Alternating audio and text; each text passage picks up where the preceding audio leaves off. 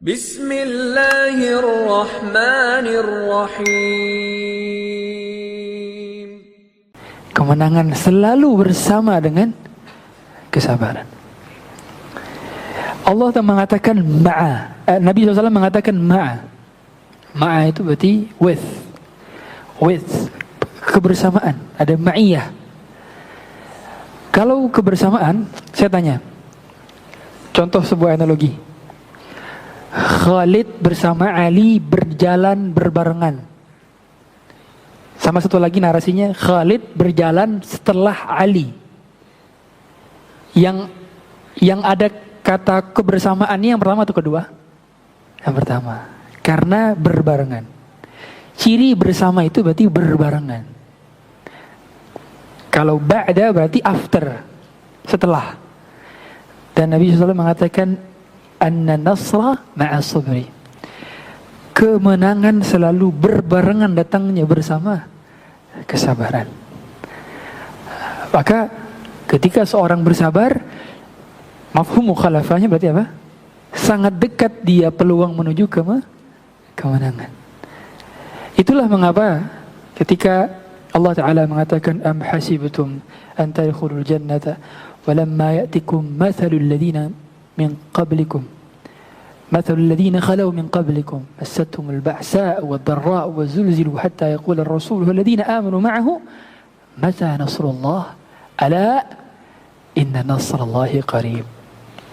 Ketahuilah kemenangan itu sangatlah dekat. Sebagaimana dekatnya kesabaran, maka kemenangan sejajar datangnya berbarengan bersama kesabaran. Itulah judul yang kami ambil pada kesempatan kali ini, diambil dari penggalan hadis Nabi SAW, kemenangan dalam hal kesabaran.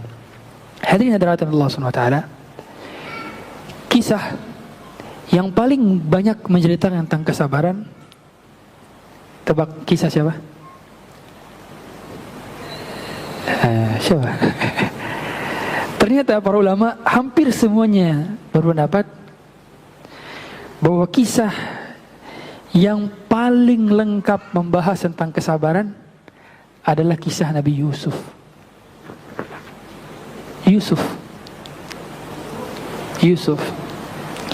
Karena kesabaran itu ada 3. Sabar untuk tidak bermaksiat.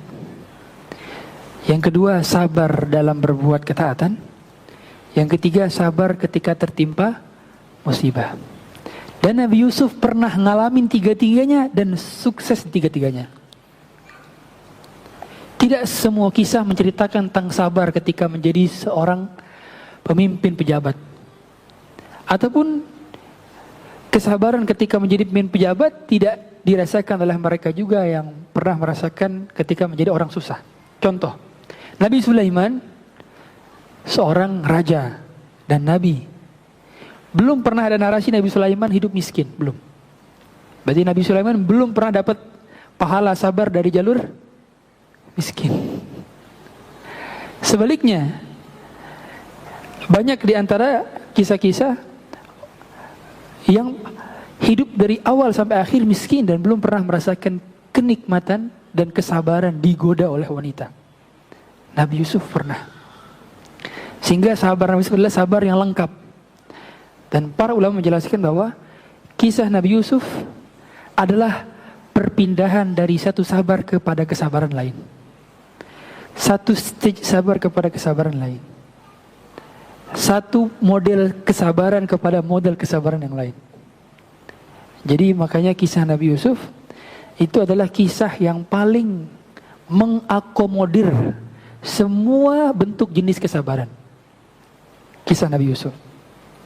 Dan ternyata kalau kita baca, satu-satunya kisah dalam Quran yang runut pembahasannya dari awal sampai akhir, yang latarnya itu runut dari awal sampai akhir, gak mencar-mencar. Anda kalau bahas kisah Nabi Musa, ada di surah Al-Qasas, ada di sebagian surah Al-Baqarah, ada sebagian di surah yang lain. Tetapi berbeda dengan surah Nabi Yusuf yang dari awal sampai akhir dibahas dalam satu surat. Kemudian awal dan endingnya nyambung. Awal tentang mimpi, dan akhirnya tentang wujudnya mimpi tersebut, yaitu sujudnya saudara-saudaranya kepadanya. Dan ternyata kisah Nabi Yusuf membahas dari sisi pertama, kesabaran ketika apa? Yang pertama, sabar ketika apa? Sebelum itu, jauh kita urutan dari awal. Sabar ketika dicintai, paling dicintai oleh ayahnya.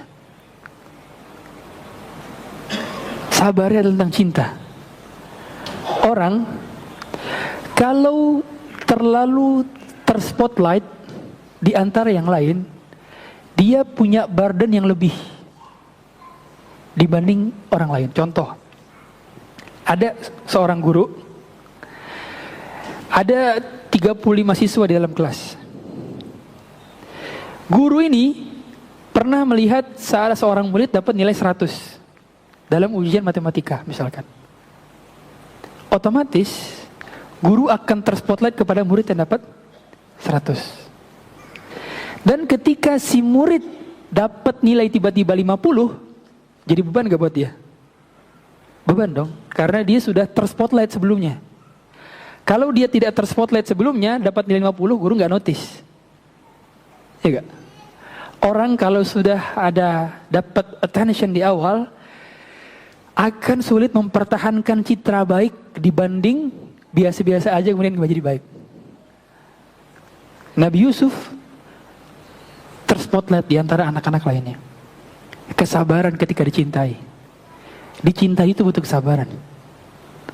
Anda tahu, seseorang ketika dia mendapatkan kecintaan, itu terkadang bisa memudaratkannya. Betapa sering kita lihat ada artis terluka gara-gara fansnya. Itu kan gara-gara dicintai, benar gak? Jadi tidak selalu dicintai itu enak-enak aja, nggak selalu.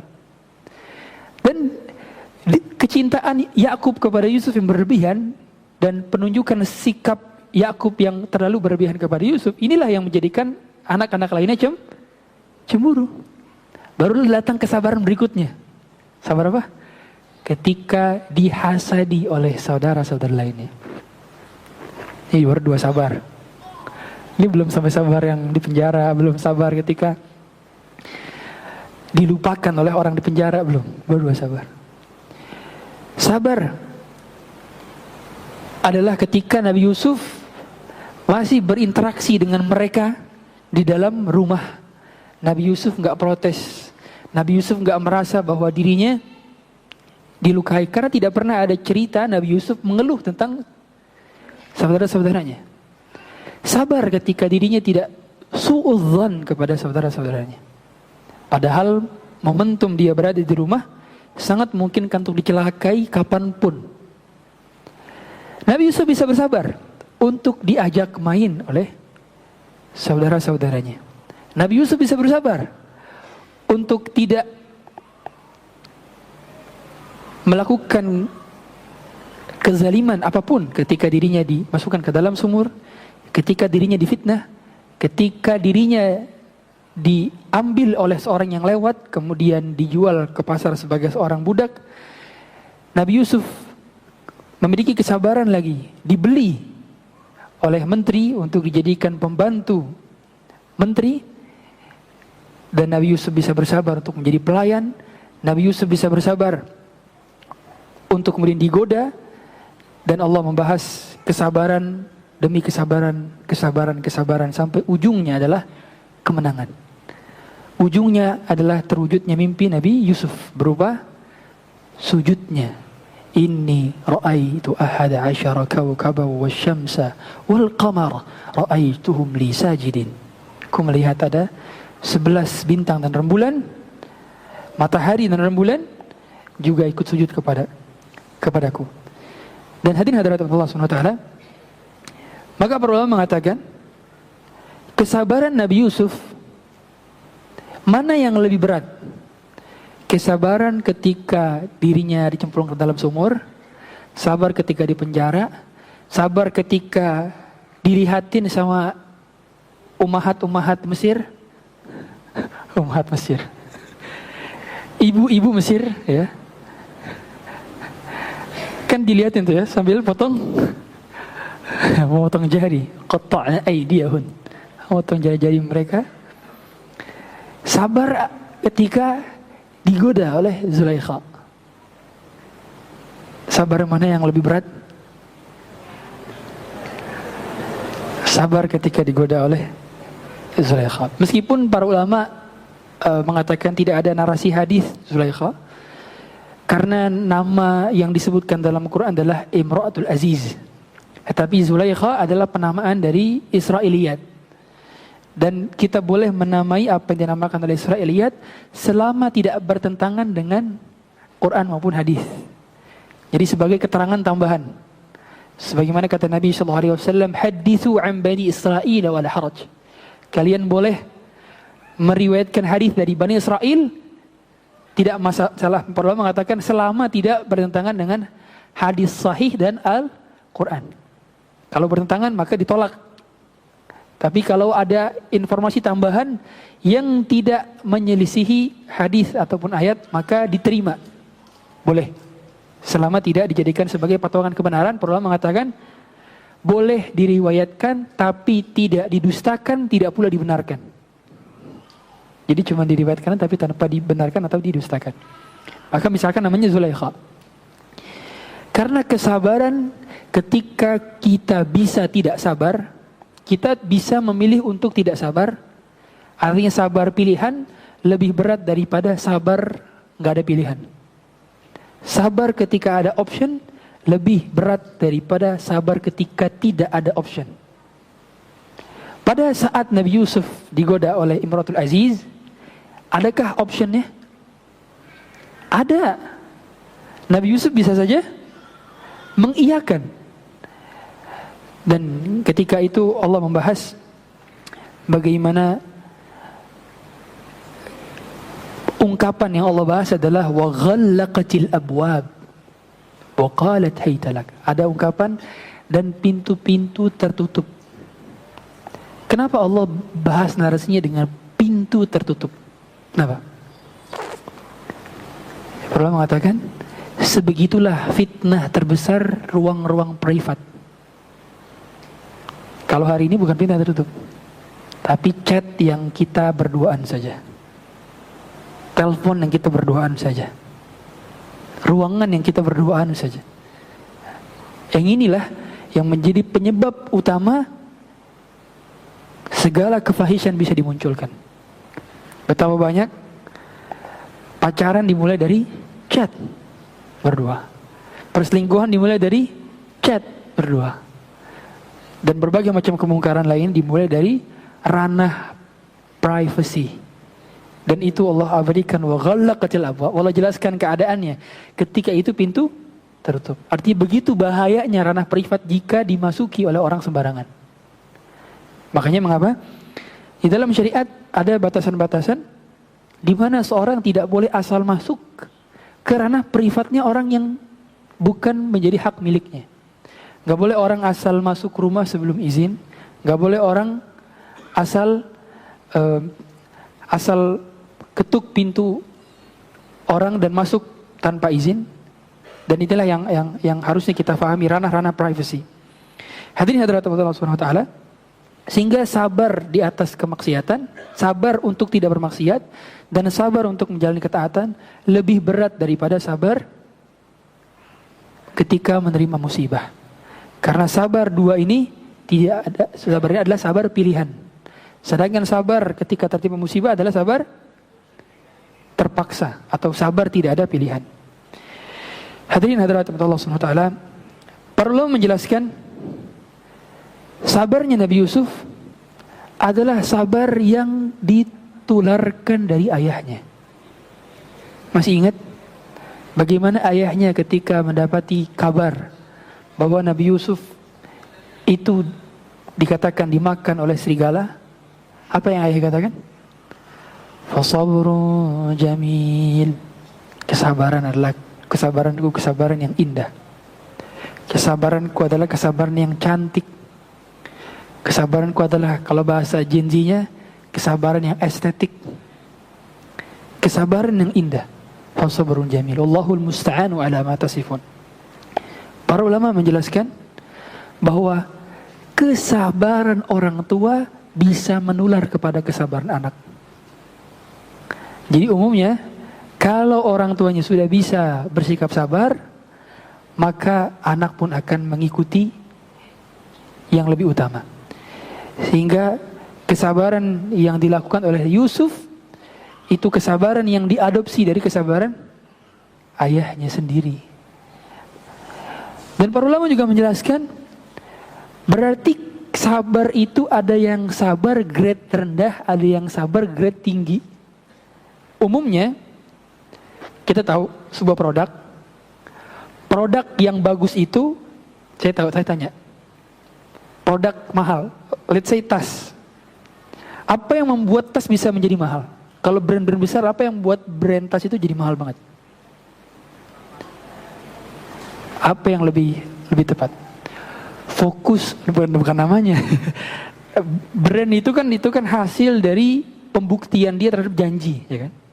Kalau dia bisa membuktikan tagline sesuai dengan realitanya benar. Tapi yang menjadi intinya, mahal itu karena fokus on detail, benar gak? Dia bukan fokus dari look doang dari jauh, tapi juga dari detail. Baju abaya. Anda kalau ke Saudi beli abaya Syarqiyah, Karaz, itu bisa 3 juta, 4 juta, 5 juta. Serius. Saya sempat mikir, bahkan ada yang 10 juta harganya. Ini apa yang bedain? Saya nanya ke pedagangnya. Kata dia detail. Ente lihat nih detailnya nih, kata dia. Dari ujung sini sampai bawah ada detail. Presisi letaknya.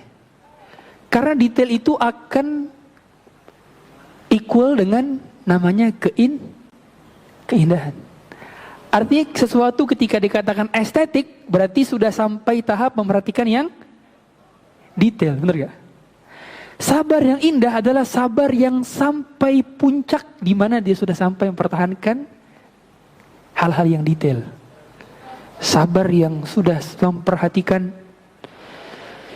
sama sekali tidak terucap dalam lisannya keluhan. Tidak terucap sama sekali dari benaknya pengulangan memori kepada hal-hal yang lalu. Tidak terbayang darinya bagaimana caranya balas dendam. Tidak terbayang baginya bagaimana orang ini doakan keburukan. Sabarnya sabar yang elegan. Berarti ada sabar yang kualitas rendahan. Sabar yaitu sabar di lisan. Suaranya dia bilang saya mah sabar, tapi pakai kata tambahan kebun binatang setelahnya. Tidak sabar. Saya sabar, tapi nada intonasinya 100 oktav. Gimana sabar? Ini sabar yang rendahan berarti. Sabar yang tidak selaras antara lisan dengan hati. Sabar yang juga elegan adalah sabar yang bisa menjadikan kita merasa lebih tenang dan fokus kepada apa yang di depan. Jadi sabar yang gak ngungkit. Sabar yang fokus kepada apa yang di depan. Sabar yang berusaha untuk melihat apa yang menjadi hikmah di balik itu. Gak lihat daripada apa yang menjadi keluh kesahnya. Bahkan dia lebih memilih itu terjadi kepadanya dibandingkan tidak terjadi kepadanya. Karena ketika sudah terjadi kepadanya berarti itu Allah yang pilihkan. Makanya ada ungkapan ini disebutkan kepada para salafus saleh. Bila aku berdoa dan doaku diijabah, maka aku berbahagia 1 kali. Tapi bila aku berdoa, doaku tidak diijabah, aku berbahagia 10 kali. Kok 10 kali bisa? Sebab yang pertama, yang diijabah adalah pilihanku. Adapun yang kedua, yang terkabulkan adalah pilihan Allah. Aku lebih senang pilihan Allah ada padaku dibandingkan pilihanku ada padaku. Ini tingkatan berbeda. Di mana orang lebih senang dengan segala keputusan Allah yang ada pada dirinya. Jadi dia bisa have fun dengan musibah-musibahnya. Karena tahu bahwa itu telah Allah pilihkan, dan ketika zat terbaik yang menciptakan kita telah memilihkan sesuatu, otomatis dia akan memilihkan yang terbaik. Hadirin, orang ketika dirinya sudah punya segalanya, saya tanya, kalau dia, contoh deh saya, Anda adalah keponakan Raja Salman, misalkan, gak usah keponakan deh, terlalu dekat, tetangga 10 kilo, misalnya, umumnya punya segalanya. Dan orang ketika sudah punya segalanya akan beli sesuatu yang paling dia mampu, yang paling bagus. Dia akan pilihkan untuk anaknya yang paling bagus. Dia akan pilihkan untuk orang-orang terdekat yang paling bagus. Dan Allah lebih sayang kepada kita dibanding ibu kita kepada anak kita. Artinya kasih sayang Allah melebihi kasih sayang kepada ibu kepada anak. Dan mustahil Allah pilihkan hambanya yang buruk, sehingga Allah pilihkan yang baik. Makanya para ulama mengatakan tidak ada namanya takdir buruk. Takdir baik dan buruk itu menurut kacamata manusianya saja.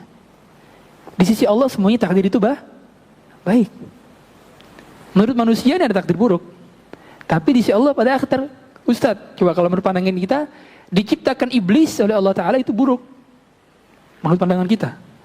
Tapi menurut pandangan Allah, Allah bisa lebih mengetahui siapa yang jujur karena tergoda atau tidak tergoda oleh iblis, dan siapa yang tidak jujur karena tergoda oleh iblis. Artinya semua takdir itu baik. Makanya kalau kita lihat lafaz dari hadis dalam Arba'in Nawawiyah itu hadis kedua. Kalau dalam hadis Sahih Muslim hadis pertama. Hadis tentang iman.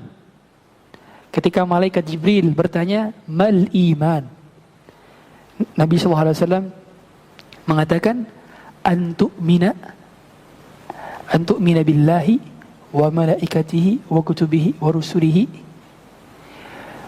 kemudian wal yaumil akhir, yang terakhir baru wa tu'mina bil qadari khairihi wa syarrihi. Ini semua tanpa kata-kata tu'mina di awalnya, kecuali satu doang di depan. Tapi ternyata ada tambahan kata tu'mina lagi sebelum beriman kepada takdir, qada dan qadar. Para ulama mengatakan di antara 6 takdir ini, di antara rukun iman yang 6 ini, yang paling banyak terluputkan dan paling pertama kali dicabut ilmunya adalah iman kepada takdir. Di antara yang 6 ini, yang paling rawan, dan hari ini benar. Permasalahan anak-anak muda hari ini adalah tidak beriman kepada takdir.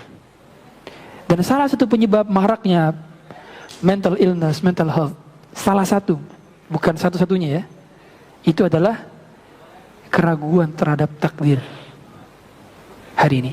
Makanya Nabi SAW memberikan perhatian khusus dengan mengucapkan tu'mina lagi.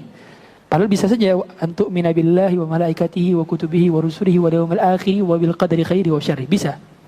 Tapi Nabi tambahkan wa antu'mina bil qadari khairi wa syarri. Menunjukkan bahwa qadar adalah hal yang wajib diimani dan paling rentan untuk hilang. Hadirin hadirat Allah Subhanahu wa taala, kesabaran Nabi Yusuf adalah kesabaran yang bertubi-tubi. Bayangkan bagaimana dirinya ketika dulunya adalah anak kesayangan, tiba-tiba menjadi seorang budak di negeri antah berantah dan difitnah. Kemudian Nabi Yusuf dilupakan oleh kawan yang dipenjara karena Nabi Yusuf pernah mentakwilkan mimpi dan berharap takwilan mimpi itu bisa tersampaikan oleh sang raja bahwa takwilan mimpinya itu valid. Jadi di zaman Nabi Yusuf yang bisa takwil mimpi itu banyak. Bukan cuma Nabi Yusuf doang. Tetapi yang paling valid adalah takwilan Nabi Yusuf. Sama seperti Nabi Musa. Yang bisa sihir itu banyak, tapi Nabi Musa bisa memiliki mukjizat yang bukan sihir tapi lebih besar kemampuannya dari sihir. Makanya para ulama mengatakan takwilan mimpinya Nabi Yusuf adalah mukjizat, sebab lebih tinggi daripada takwil mimpi yang lain. Sebab saat raja bermimpi bahwa dirinya melihat ada sapi yang makan sapi lainnya, dan melihat ada perkebunan yang yang kering, maka saat itu yang menakwilkan mimpi banyak, bukan hanya Nabi Yusuf.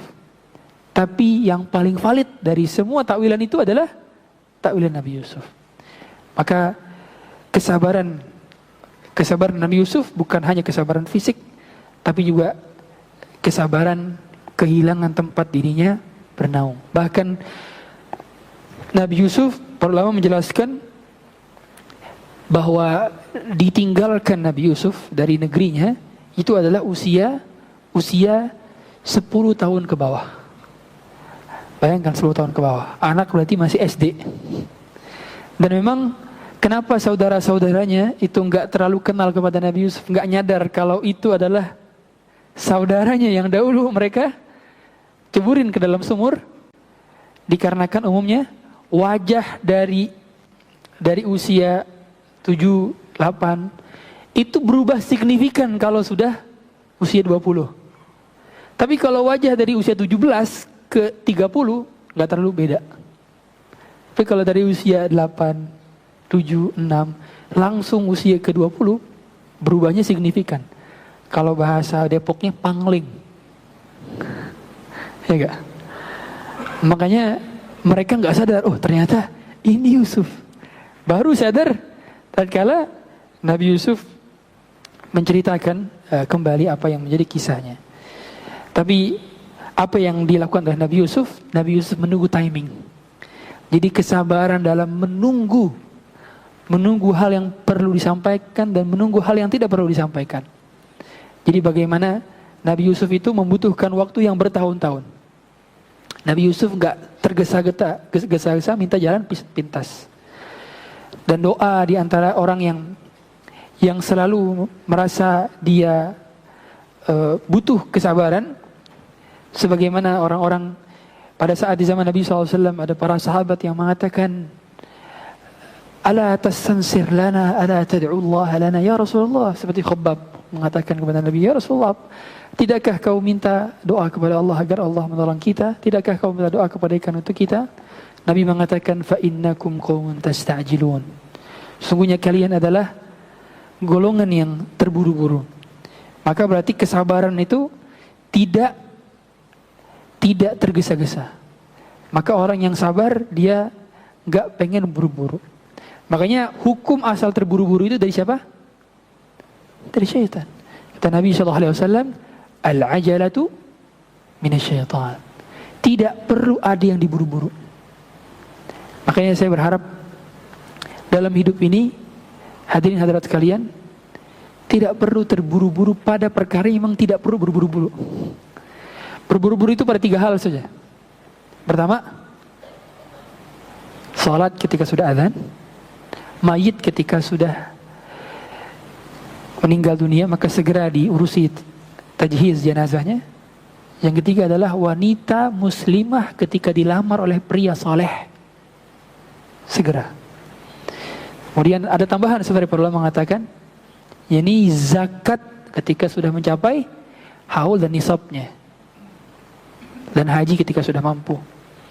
Tapi pun haji pun itu para ulama mengatakan boleh alat tarakhi, boleh ditunda dulu, tapi lebih utama langsung.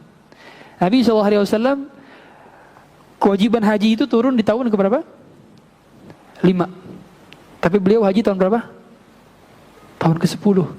Berarti beliau jeda 5 tahun. Jadi tidak langsung pun gak masalah asal punya niat. Nah sekarang kita sama seperti kurang lebih sama seperti Rasulullah SAW. Haji plus antriannya 5-7 tahun juga. Meskipun ada tambahan sekarang jadi 9 tahun. Karena haji furoda semuanya daftar ke haji plus. Sudah tidak ada lagi haji furoda.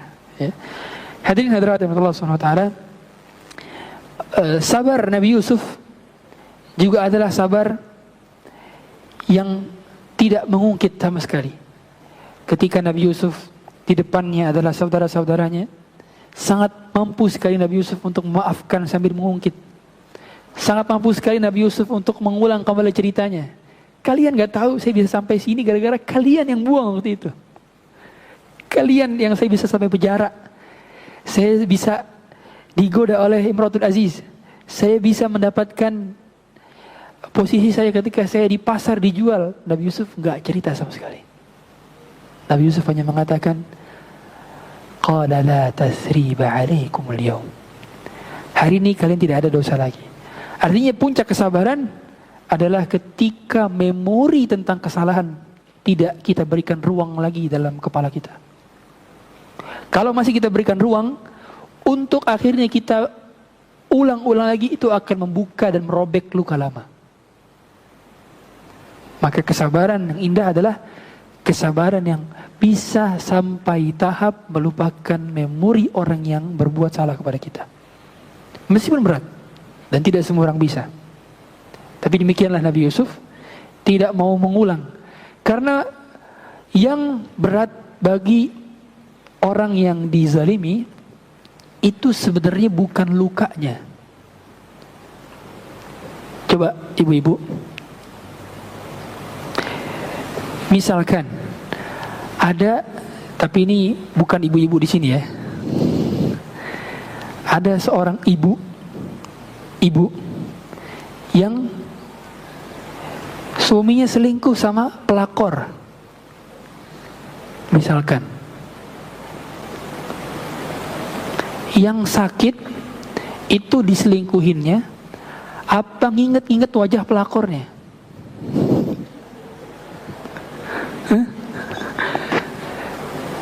Sebenarnya kalau diselingkuhin, pada saat memang punya pilihan untuk berpisah, selesai. Tapi yang sakit itu adalah kita punya memori bersama-sama orang yang menzalimi kita ini. Keingat memori yang telah lama pernah segala hal dilakukan, dan memori itu terbayang lagi wajah pelakornya. Memorinya yang sakit kan, bukan sekedar diselingkuhinnya. Sama, kesakitan kita itu sebenarnya bukan pada dizalimi orangnya, tapi pada menyimpan wajah dan nama orang yang menzalimi kita di dalam hati kita, sehingga mengisi space kita yang terbatas. Itu yang membuat sakit berlebih dan penambah rasa sakit. Bila sekedar dilukai kemudian dilupakan, selesai. Makanya mengapa Nabi SAW tidak terlalu ingin orang itu punya, beliau tidak terlalu ingin punya masalah dengan orang, tidak terlalu ingin dengar aib orang. Kata Nabi SAW, la yuballighuni ahadun an ashabi, fawalladhi nafsu Muhammadin biyadih. Tidak, jangan seorang pun di antara kalian mengabarkan berita tentang orang lain kepada diriku. Jadi beliau gak pengen punya masalah sama orang. Karena untuk mendapatkan kelapangan hati dan kelapangan dada itu butuh legowo, sifat legowo. Dan sifat legowo ini yang menjadikan salah satu banyak di antara orang-orang yang berumur panjang secara kauniyah tentunya ya, itu karena sifat legowo. Tentu setelah taufik dari Allah dan izin dari Allah untuk hidup lebih lama.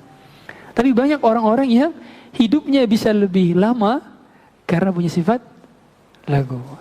Anda bila datang ke daerah, misalkan ke Jogja, daerah Sleman, itu yang ngaji-ngaji, itu kakek-kakek, nenek-nenek, itu rata-rata umurnya bukan 62 lagi, udah 80, 85. Tapi ketika ditanya, kok bisa se-fresh ini, sebugar ini, bahkan naik sepeda mereka jalan. Karena apa? Gak ada beban, gak punya masalah sama A, sama B, sama C. Gak punya drama sama A, sama B, sama C. Kan yang bikin kita carut-marut dalam kehidupan itu kan karena drama-dramanya. Benar gak ibu-ibu? Dramanya. Drama di sekolah, drama sama ibu-ibu, teman-teman, sesama wali murid di sekolah, di rumah dan sebagainya. Maka inilah yang menjadikan banyak space di hati kita yang terbuang sia-sia. Hadirin rahmat Allah SWT, kesabaran Nabi Yusuf juga terlihat bagaimana Nabi Yusuf bisa kesabaran yang meliputi dirinya sambil berbahagia. Ketika Nabi Yusuf meletakkan ayah dan ibunya di atas singgasananya, wa rafa'a abawayhi 'alal arsy, dan dia meletakkan ayah ibunya di atas singgasana. Wa kharru lahu sujada, kemudian anak-anaknya semua sujud. Dan sujud saat itu adalah sujud ta'zim, bukan sujud li ta'bid, bukan. Dan para ulama mengatakan sujud itu pada saat itu diperbolehkan untuk penghormatan, bukan untuk ibadah. Sedangkan sekarang syariatnya umat Nabi Muhammad SAW baik untuk penghormatan maupun untuk ibadah tidak boleh kepada makhluk. Makanya Nabi ketika mengatakan, seandainya aku dapat memerintahkan istri sujud kepada suaminya, aku akan perintahkan. Nabi menggunakan kata seandainya. Lau kuntu amiran ahadan, artinya tidak sampai kejadian. Dan mereka kemudian sujud. Nabi Yusuf mengatakan, qala ya abati hadza ta'wilu ru'yaya min qabl. Wahai ayahanda, inilah mimpi yang kemarin aku bicarakan. Bayangkan, mimpi Nabi Yusuf ini adalah mimpi 80 tahun yang lalu. Siapa yang bisa nginget mimpi setahun yang lalu? Siapa? Jangan ke setahun yang lalu. Mimpi sepekan kemarin sih kita lupa. Ya gak?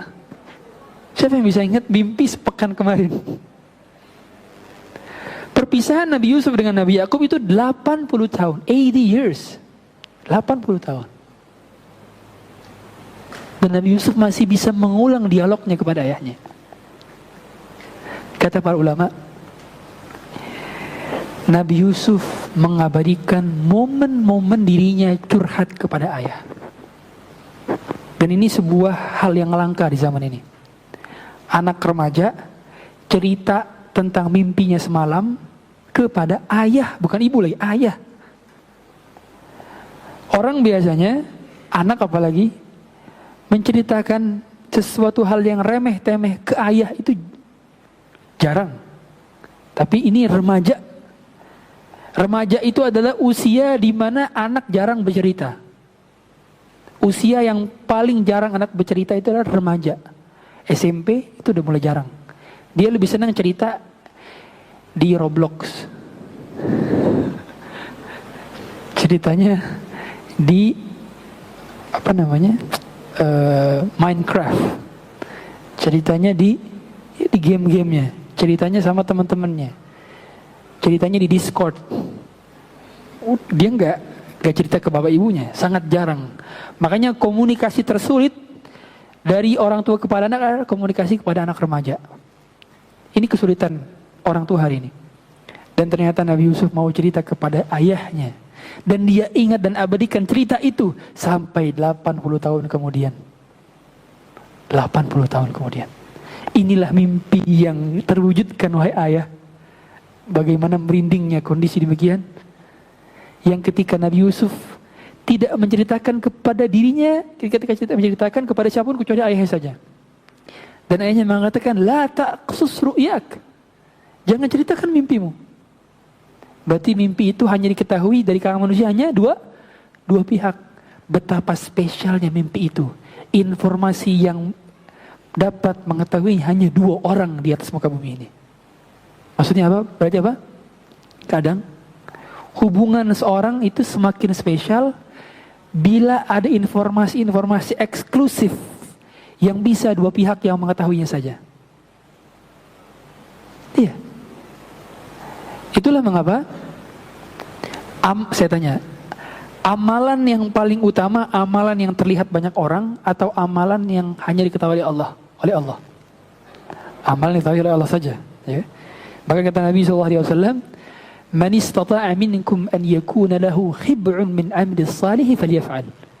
Siapa di antara kalian yang mampu punya amal soleh yang terempus sembunyi, maka lakukanlah.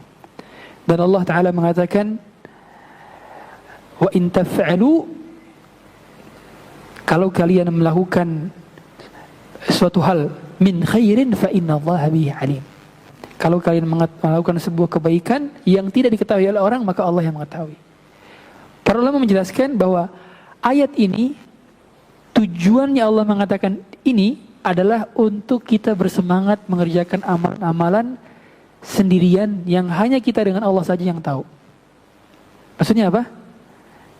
Allah pun ingin dispesialkan. Allah ingin informasi ibadah kita spesial yang tahu cuman Allah. Paham? Karena kalau sudah ada orang ketiga, orang keempat, orang kelima, orang keenam yang tahu, jadi spesial gak informasinya? Gak spesial lagi. Tapi bila hanya kita dengan Allah saja yang tahu informasi itu, informasi ibadah kita, berarti kita adalah someone special to Him. Kita adalah sosok yang spesial di mata Allah Ta'ala. Karena informasi amalan kita hanya Allah yang tahu, orang tidak tahu.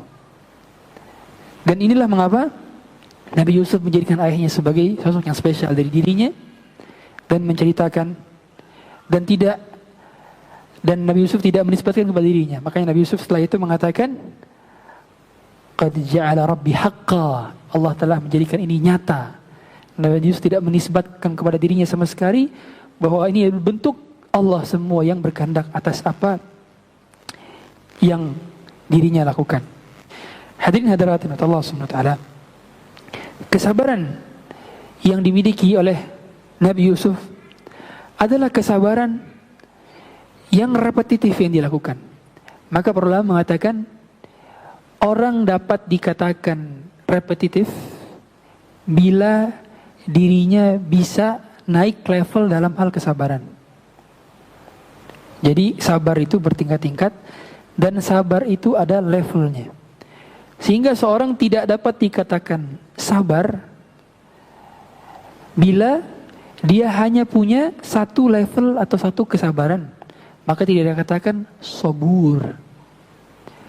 Sama seperti syakur. Kenapa ada kata syakur dan sabur? Pertama mengatakan syakur itu syukurnya repetitif. Kalau syukurnya cuma sekali, makanya syakir. Kalau syukurnya berkali-kali namanya syakur. Dan Allah mengatakan wa qalilum min ibadiya syakur. Sedikit hamba yang bisa bersyukur secara repetitif dan sedikit hamba yang bisa bersabar secara repetitif.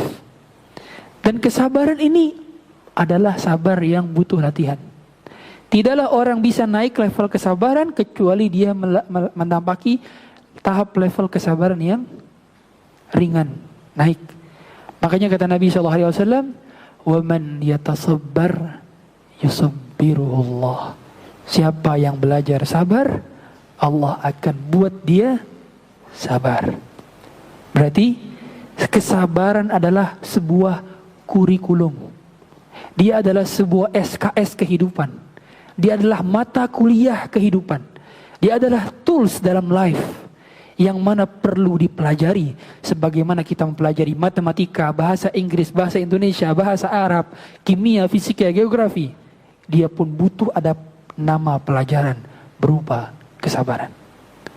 Nabi mengatakan siapa yang belajar sabar, maka Allah akan sabarkan.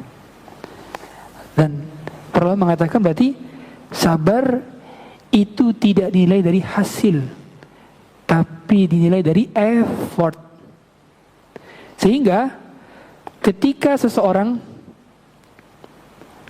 udah punya tabiat sabar, kemudian dia bersabar, pahalanya tidak akan sama dengan orang yang dari awal tabiatnya bukan penyabar, kemudian dia belajar sabar. Gak akan sama. Makanya para ulama mengatakan Umar bin Khattab radhiyallahu ta'ala itu bisa 180 derajat menjadi orang yang penyabar setelah dirinya belajar sabar bertahun-tahun, selalu memperbaiki dirinya bertahun-tahun.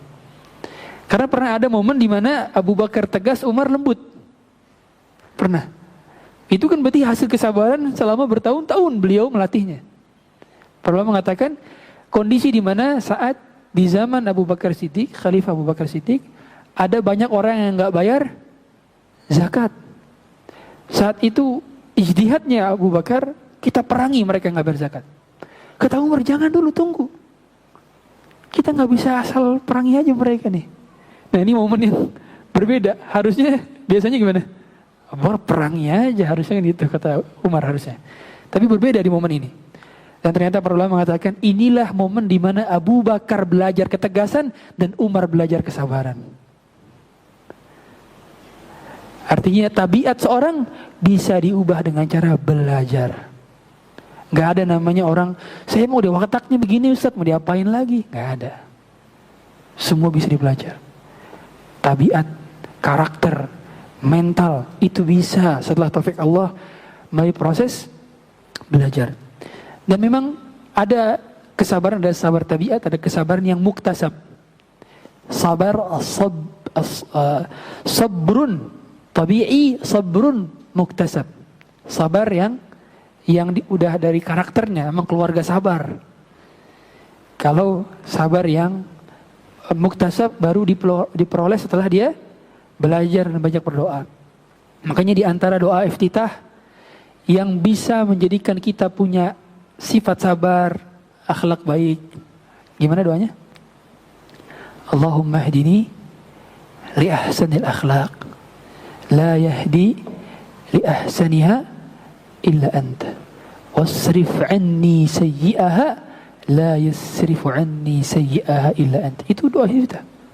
Doa iftitah itu ada, sebagian ulama mengatakan 12, sebagian mengatakan 16. Jadi sangat banyak doa iftitah. Dan hendaknya kita ganti-ganti. Supaya apa? Supaya bacaan sholat kita nggak autopilot. Bacaan sholat autopilot itu autopilot. Jadi apa yang dibicarakan kadang-kadang nggak sinkron dengan kepala. Kepalanya kemana, bacaannya apa. Tapi kalau orang yang bacaannya ganti-ganti, dia akan fokus kepada bacaannya. Karena otak akan fokus kepada bacaan yang baru dia ucapkan. Berbeda dengan bacaan yang terlalu sering dia ucapkan, dia akan anggap ini sebagai sebuah template. Orang kalau sudah menganggap sebagai sebuah template, itu ya kalau bahasa sekarang aja, orang kalau ucapannya template, bosan. Coba perasaan Anda sebagai seorang pembeli. Ketika Anda mau nanya, mau pesan barang, dibalasnya pakai chatbot AI. Sama satu pembeli yang dibalasnya pakai langsung diketik atau bahkan ditelepon. Anda akan lebih perhatian kepada toko yang mana? Toko yang dibalas dengan ketikan, toko yang dibalas dengan effort, dibanding toko yang cuman ngebalas pakai chatbot AI yang itu otomatis, automation, WhatsApp automation. Nggak akan terlalu engage sama ini. Apalagi Allah SWT. Yang ini udah template, nggak ada effort dia bacaan salatnya. Yang satu butuh effort bacaan salatnya. Karena dia butuh konsentrasi. Oh, kalau zuhur tadi Allahumma ba'id baini wa baina khataaya kama ba'd. Oh, sekarang Allahu akbar kabira walhamdulillah katsira. Oh, maghrib nanti baca yang lain. Alhamdulillah hamdan katsiran thayyiban mubarakan fi. Isya nanti beda yang lain. Dia akan mikir doa iftitah apa selanjutnya. Oh, kalau ruku tadi subhana rabbiyal azim, subhana rabbiyal azim. Nanti pada saat asar subhanakallahumma rabbana wa bihamdika Allahumma ighfirli. Bisa diganti-ganti, di mix. Dan ini yang buat kita akhirnya bisa khusyuk dalam ibadah. Karena kualitas khusyuk itu tergantung dari apa yang kita fahami, dari apa yang kita baca. Kata Nabi SAW, "Laisa laka min salatika illa ma aqalta 'alaiha."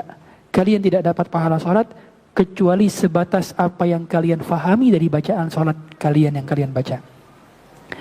Hadirin hadirat Allah Subhanahu wa taala. Sabar itu, perlu menjelaskan, sabar itu bukan diam. Sabar itu sabara. Dalam bahasa Arab dia adalah fi'il. Fi'il dalam bahasa Inggris adalah verb. Verb dalam bahasa Indonesia adalah kata kerja. Kata kerja. To. Passion. To be patient. Berarti menunjukkan bahwa apa? Sabar itu aktif, bukan pasif. Berarti seorang ketika sabar itu bukan diem. Sabar itu menerima takdir Allah, ridho terhadap keputusannya, dan menempuh sebab. Berarti kalau ada rumah kebakaran, ya Ustaz, saya sabar aja Ustaz. Rumahnya kebakar, tapi sabarnya diem. Gak sabar, Anda keluar, Anda cari bantuan, Anda padamkan api dengan damkar. Maka sabar bukan pasif. Sabar bergerak. Artinya sabar itu adalah aktivitas yang memastikan tidak ada kemaksiatan di dalamnya dalam setiap perjalanan musibah Anda. Itulah yang mengapa Nabi SAW menjadikan sabar ini bagian daripada pahala yang tidak ada batasnya. Kata Allah Ta'ala, innama yuwaffas sabiruna ajrahum bighairi hisab. Allah membalas pahala orang sabar tanpa batas. Dan itulah mengapa puasa pun dibalasnya tanpa batas. Karena dalam puasa ada unsur kesabaran. Dan kesabaran juga adalah sifatnya ulul azmi, pemilik azam. Orang-orang yang di atas kesabaran atas level. Para nabi ada total 124.000. Yang menjadi rasul hanya 313. Yang umumnya dihafal oleh umat Islam 25. Dari sekian ratus ribu nabi yang dipilih ulul azmi, apa definisi ulul azmi? Nabi yang level sabarnya di atas rata-rata. Nabi yang level di atas sabarnya itu di atas rata-rata. Siapa aja sebutin? Nabi Nuh. Kedua, Nabi Ibrahim. Ketiga, Nabi Musa. Yang keempat, Nabi Isa. Yang kelima, Nabi Muhammad SAW. Saya dulu pada saat saya tahu pelajarannya di SD, saya bertanya-tanya. Kan waktu itu udah tahu bahwa Nabi Musa itu nonjok orang dan mati, gitu ya. Saya nanya dulu, saya ingat banget saya nanya ke guru, Ustadz, kok bisa Nabi Musa masuk Nabi yang sabarnya level tingkat tinggi? Kan dia bunuh orang dengan polosnya.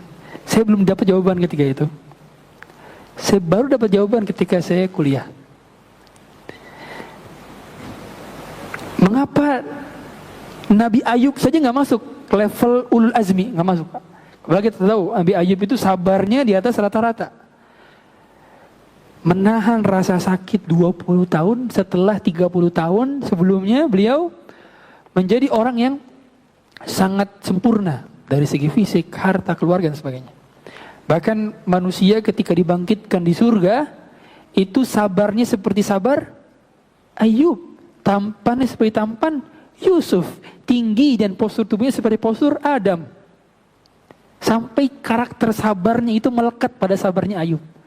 Jadi puncak kesabaran, kategori sabarnya adalah Nabi Ayub. Tapi saya bertanya, kenapa Nabi Ayub gak masuk, tapi Nabi Musa yang pernah nonjok orang masuk? Kenapa? Perlu menjelaskan yang menjadikan Nabi Musa bisa naik level ulul azmi karena pernah diuji melalui ujian ketika dirinya bersama Nabi Khidir.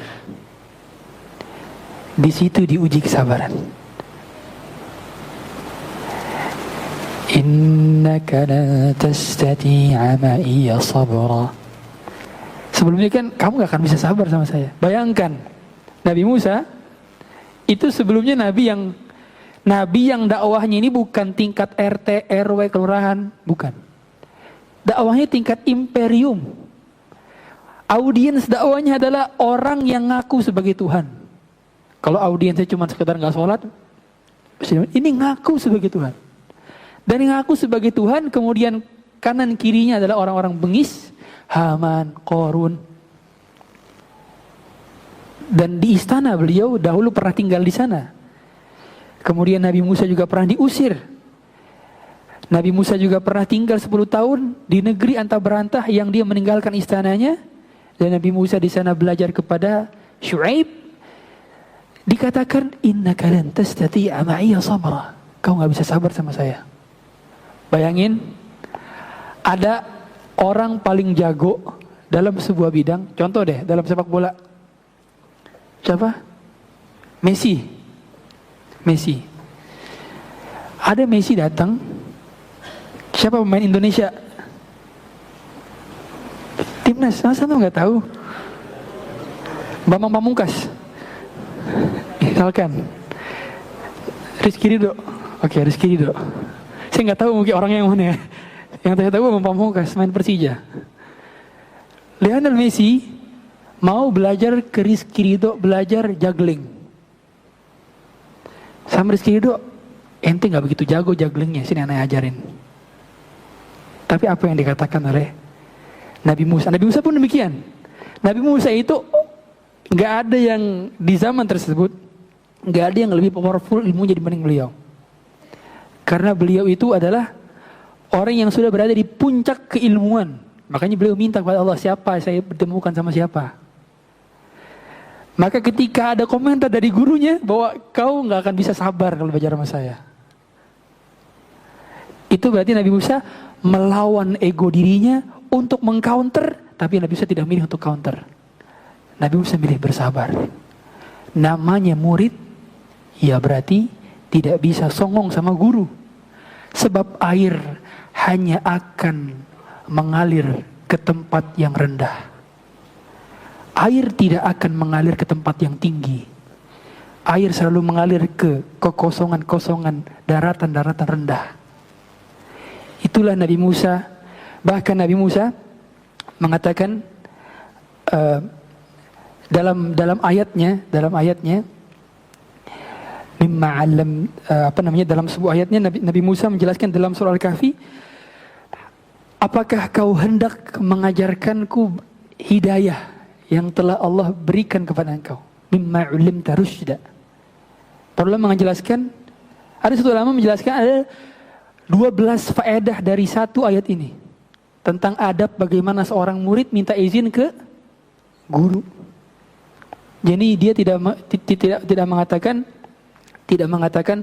langsung tolong memberikan ilmu. Saya ada orang yang sudah ini. Tapi Nabi Musa mengenyampingkan statusnya, mengenyampingkan posisinya yang dia sudah pernah berjumpa dengan Allah, diajak bicara oleh Allah, berdakwahnya audiensnya bukan kaleng-kaleng. Audiensnya Nabi Musa bukan anak SD, bukan cuman anak TK. Audiensnya adalah orang yang tidak pernah kalah dalam peperangan. Nabi Musa tidak sebutkan ini, tidak sebutkan pencapaiannya. Kalau bahasa sekarang, tidak sebutkan CV-nya. Punya CV yang mentereng, tidak disebutkan. Dan Nabi Musa minta izin di awalnya. Nabi Musa juga tidak menyombongkan diri dengan ilmu yang telah didapatkan. Saya sudah belajar ini, tolong ajarin saya yang ini yang belum saya aja tahu. Adab. Dan inilah Nabi Musa dilatih kesabarannya. Ustaz, bukannya Nabi Musa waktu itu akhirnya nanya, gara-gara kan perintahnya kan rulesnya apa? Nggak boleh nanya. Rules belajar sama Nabi Khidir adalah nggak boleh nanya. Mau terapin di sini? Susah kalau terapin di sini ya. Belajar di Baitul Syakin nggak boleh nanya. Nah, saat itu nggak boleh nanya, tapi akhirnya bisa nanya kan? Gara-gara anakku dibunuh. Dan para ulama menjelaskan bahwa pertanyaan Nabi Musa itu pun bukan termasuk dalam kategori pembangkangan. Itu pertanyaan lumrah, wajar sekali. Bila ada orang yang ngebunuh anak tiba-tiba nggak ditanya, wajar. Dan para ulama menjelaskan juga karena sense-nya Nabi Musa itu sense of justice, nggak betah ngelihat ada ketidakadilan di depan matanya. Makanya ketika Nabi Musa tadi nonjok suku Kipti, itu kan gara-gara dia ngeliat ketidakadilan. Begitu pula ketika dirinya pada saat berada di Madian, dia ngelihat wanita 2 orang lagi mengembala kambing, kok wanita kerja? Berarti ada masalah, berarti pria di kampung itu nggak kerja. Sampai menjadikan wanitanya kerja. Ngapain kerjanya ngangon kambing lagi? Harus di rumah harusnya. Kemudian wanita ini kesulitan untuk ngambil air lagi di sumur. Ada sense of justice yang dilihat oleh Nabi Musa. Apalagi ketika ngeliat anak kecil, tadi udah ngelihat perahu dilobangin. Sekarang ngelihat anak kecil dibunuh. Maka wajar pertanyaan itu. Maka para ulama menjelaskan, yang menjadikan Nabi Musa naik ke level dari sekedar Rasul biasa ke Rasulul Azmi adalah setelah dirinya berperjalanan belajar bersabar bersama Nabi Khidir. Kesabaran itu menaikkan level. Kesabaran selalu menaikkan kualitas. Kesabaran membuat orang berada di level yang berbeda. Kesabaran membuat orang bermain di laga yang berbeda. Sabar. Sebab Allah akan menaikkan derajat orang-orang yang sabar. Dan daripada itu, mintalah kepada Allah kesabaran. Dan berharaplah agar kita dimasukkan melalui jalur kesabaran. Sebab memang dalam kehidupan, modal utama setiap di antara kita untuk mengarungi berbagai macam warna-warni dalam kehidupan, dinamikanya, riuh rendahnya, lika-likunya adalah dengan banyak-banyak bersabar. Demikian mungkin yang bisa sampaikan. Walhamdulillah.